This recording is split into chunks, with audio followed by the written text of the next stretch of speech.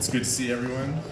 Things certainly look a little different this year sitting up here than last, which I'm sure we will get into. But where I want to start is just kind of in reflection of the last few years.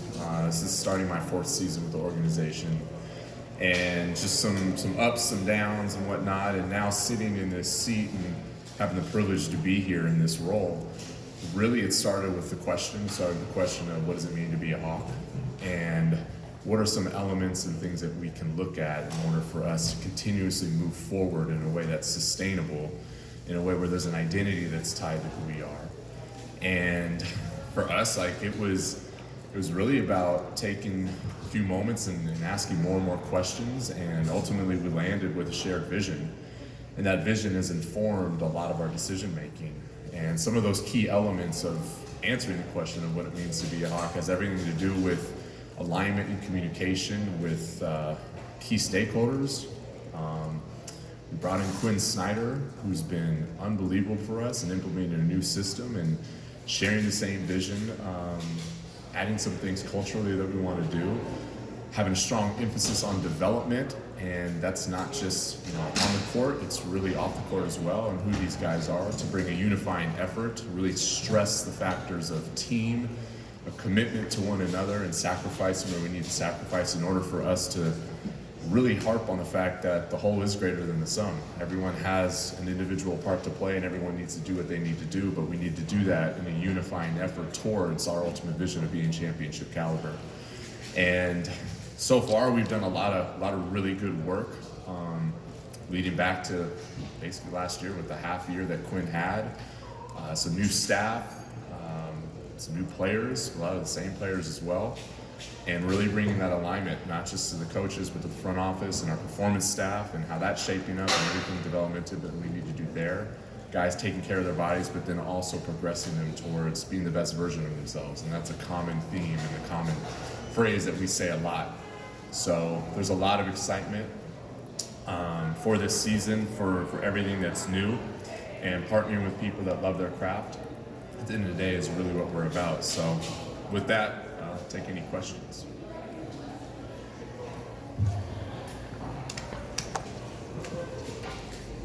Hey Landry, you mentioned reflecting on last season and everything like that. I'm curious, as you guys move forward, what is the main goal coming into this season? Where do you guys hope to end up? So we've talked about looking at some of the foundational elements. What are we putting in place with our players? What are we surrounding them with? Who are we surrounding them with? And really the big goal right now is about positioning. And it's about stressing the fact that we are unified and we want to play unselfish basketball. And of course we have goals that we're aiming at, but really it's about a day-to-day process, about creating good and sustainable habits so that when you do reach those goals, you can continue to surpass them because you're leaning on the process of your work rather than just we're doing anything we can to just achieve this specific goal. So that sort of paradigm or that mindset is really what we're harping on right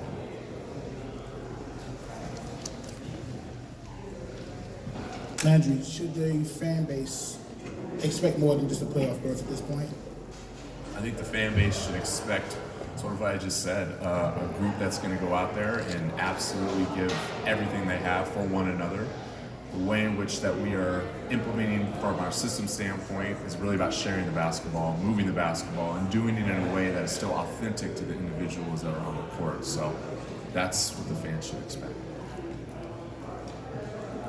As far as you, how have you grown in this role over the last year, taking on this role, and what have you felt you've been able to do in the off season to help you in this current GM role? It's been quite a journey. It's been fast. I don't pretend that it hasn't been, but for me, there's a few guiding principles in my life, and one of them is that everybody's my teacher. Whether you're younger, older, no matter what background you may have, I always look to learn and do that with individuals that are also learners. And partnering with Quinn, partnering with Kyle, they're that. And just as much as I learn from anybody, I learn from them. And there's a certain selflessness that needs to be had when you do that, when you're trying to have that alignment that we're all going for. But for me, it's been great. It's been a fun process. Really excited about how it's going to continue to evolve, no doubt. You mentioned a moment ago in your opening statement about this being a year, we'll have a whole year now, a full season with Coach Snyder. What are some of your expectations after this offseason and such from Coach Snyder, being as though he'll be able to implement his system? And what are some of your expectations from the players being able to actually perform from his system? Yeah, I mean, and again, not to be repetitive here, it is about establishing good working habits that all promote selflessness and promote daily development. Guys continuously learning about themselves and then leveraging that to become the best version of themselves through action and through putting them in different situations and different spots that we've already started to have those guys look at. So, you know, they've been in working and doing things on their own. Had a lot of guys in this off season, which is a huge benefit, and really gives a lot of credit to the guys for coming in and wanting to work so hard early on. Hey, Landry. What do you expect to see from guys like Patty Mills and Wesley Matthews? A number of things. You know, there's some of the vets on the team. And frankly, they're still great players too. I think a lot of people look at them and automatically think, oh, you're kind of in this leadership veteran role, and no doubt they're going to do a lot of that. But for them, those guys can still play. They space the floor, and in this system, shooting comes at a premium, as it typically does in all the NBA. But for what we are trying to do with Trey operating as sort of a QB, DeJounte operating as a QB, like spacing the floor is going to be crucial. So for those guys, it's absolutely about how they can space the floor, who they are on the court, but then also off the court too, just sharing a wealth of knowledge. I was saying in our front office called Reinvest Your Gold, and those guys have a lot of gold over the years. So for them, about giving that to younger guys and not withholding only elevates the group, and that is part of our development.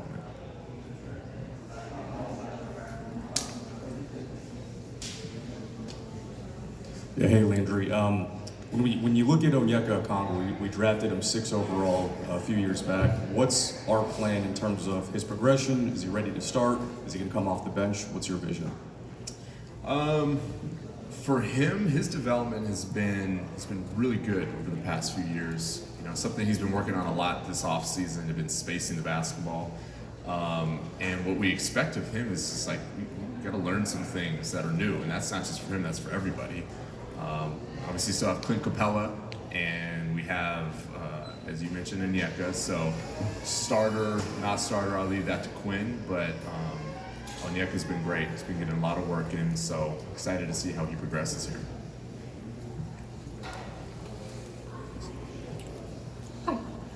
Last season, the biggest thing with DeJounte and Trey was the sacrifices that they'd be able to make in order to make this partnership work. How do you see them taking the next step forward in order to have a more successful year than they did last season? I think what I've loved seeing the most out of them this offseason is just how much they've been communicating with one another, and them sharing with each other, you know, not just who they want to be in this league, but what they want to do together, and how that fits into the greater narrative of who we are. So they've had a ton of back and forth, had an opportunity to work out with one another, not just here in Atlanta, but outside of Atlanta as well. So those are all really good indicators for us, as they are our leaders on the team, and so for them, they're going to continue to evolve in their relationships. It's only going to benefit everybody. Hi, Landry.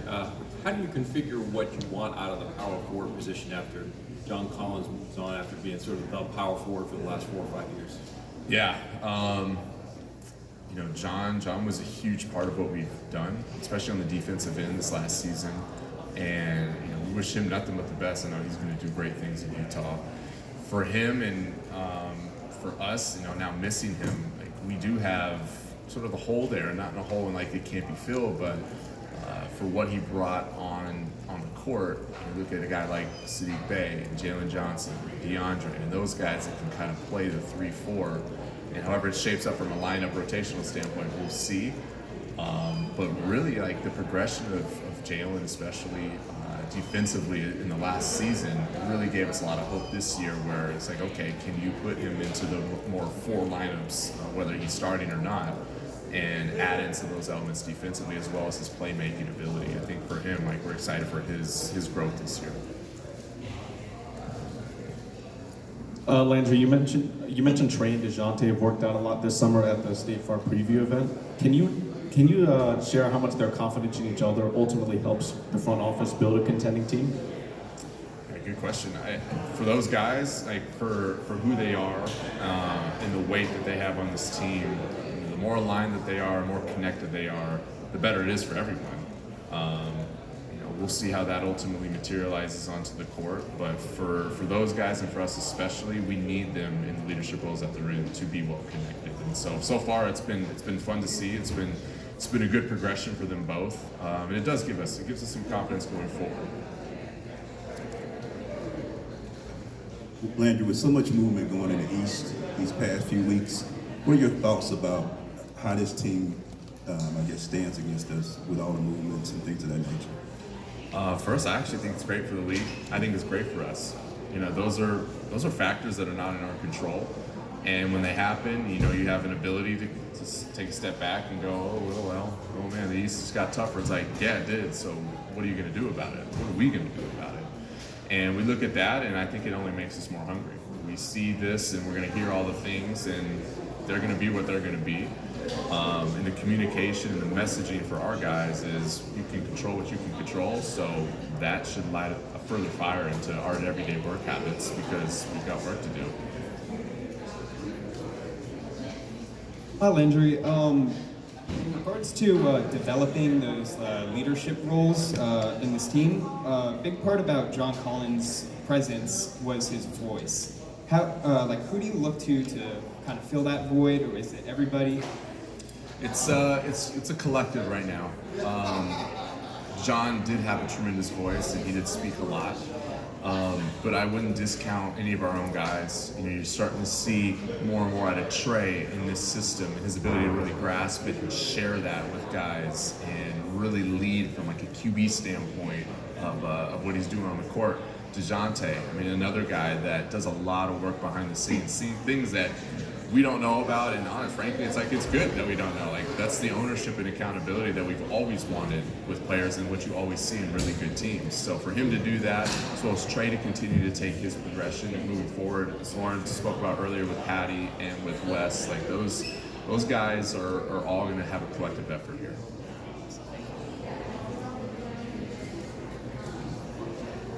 I think it was you. I'm so sorry. I'm so sorry. I'm like, somebody in the front row, these lights are blinding. You talked about kind of the East getting better and lots of player movement there. Obviously, there's always the rumblings around transactions all summer long, and you end up not kind of making the big splash move this summer.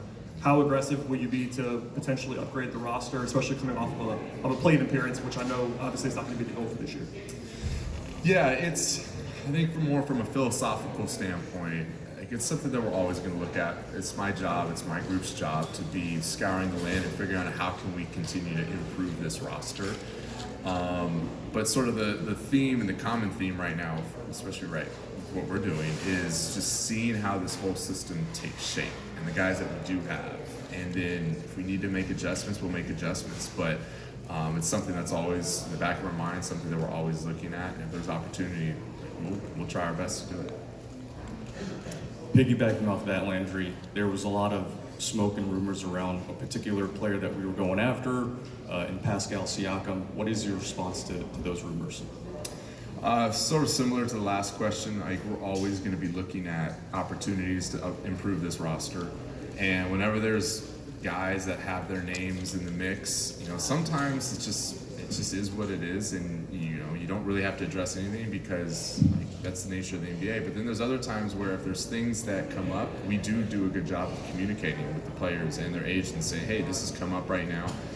Could be something, could be nothing, but more than anything, we don't want you to be blindsided if something were to happen, because in this day and age, how fast you guys learn certain things is quicker than what we do at times. So that's the approach that we take in those certain scenarios.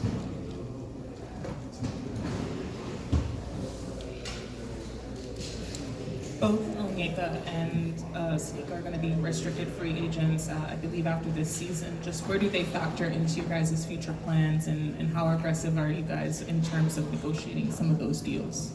Yeah, they're a big part of what we're doing, and we're trying to get something done with them. love what they've done so far with our group. So we'll look to try to get something done with them.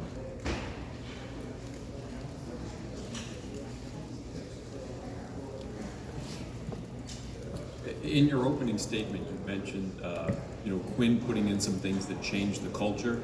Can you give an example of that, and then just sort of maybe in a larger sense, what's different for him coming in with a clean slate where he kind of gets to control more variables and start things the way he wants at the beginning of the season?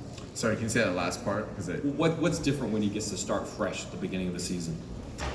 So, I'll answer your first part there. Everything from just the aesthetics of what the environment looks like, that all goes into culture. What are you experiencing when you walk in the door? How are you moving about? What are some things that change along the way for our guys to have that promote the vision going forward? And some of those are nuanced, which I don't need to get into the details, but they do impact our group positively.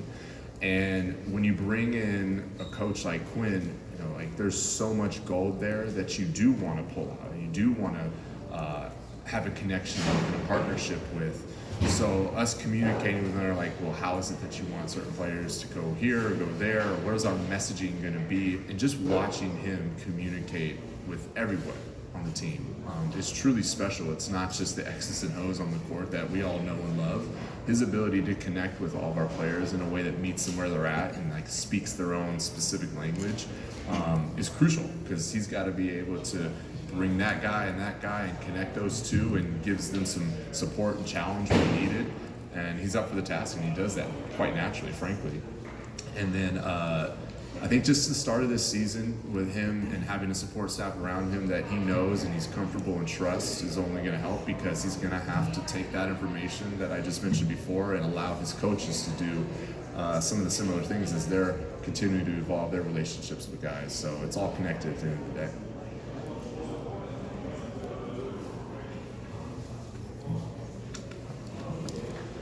I know you mentioned Patty's shooting earlier.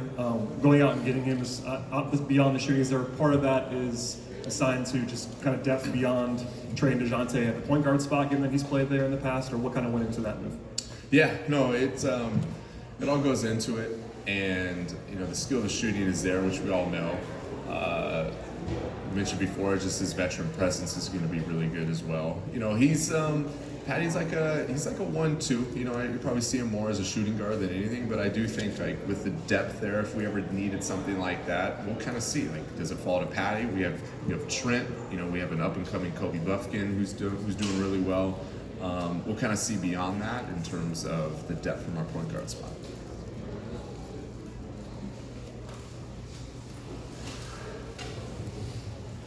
Hey Landry, what's your vision for the rookies and their development this season? Yeah, it's a good question.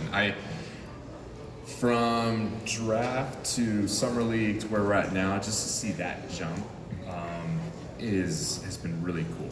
And those guys are working as hard as anybody, from Mo to Seth to Kobe. They really, really operate well as a group, and they're super hungry to get better. I would imagine we're gonna have to see.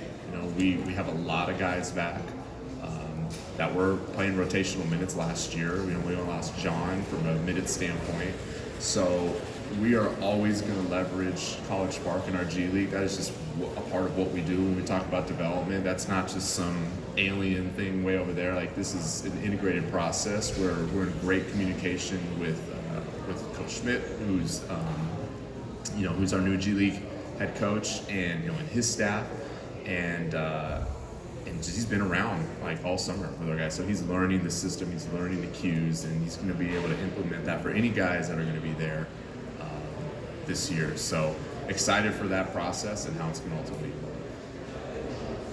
Any final questions? Can you describe the importance of extending DeJounte and kind of keeping that backcourt pairing together for longer? I thought that was huge. For DeJounte, I can go right down the line and mention every single attribute that he brings to this organization. For him to sign that deal with us shows a huge amount of trust and loyalty. And we don't take that for granted. For him, happy for him and his family, as anyone should be. But even for us, as we're navigating new spaces, new cap environment, it certainly helps us out. But ultimately, we wanted him here, and we loved everything that we saw from him from a progression standpoint, and going out to get him from San Antonio when we did.